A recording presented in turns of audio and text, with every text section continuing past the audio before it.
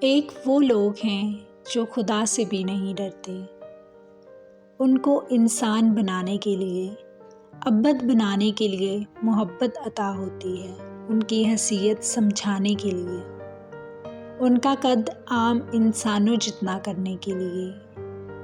یا پھر محبت ان لوگوں کو ملتی ہے جو مرنے کی آرزو میں جیتے ہیں، جہاں بلب ہوتے ہیں، ان کے لیے محبت کا تریاق آتا ہے غیب سے۔ یکدم ان مردہ لاشوں میں زندگی کے آثار اجاگر ہوتے ہیں۔ وہ درختوں کو، پرندوں کو، چاند ستاروں کو اثرنما دیکھنا شروع کرتے ہیں، بچے کی حیرت کے ساتھ۔ موسم ان پر اثر انداز ہوتے ہیں۔ ایک بار پھر محبت مارتی بھی ہے اور زندہ بھی کرتی ہے۔ پھنکارتی انا کو مارنے کے لیے بھی محبت کا زہر ہے، اور قریب المرگ زندگی کو زندہ کرنے کے لیے بھی محبت ہی کا تریاق ہے۔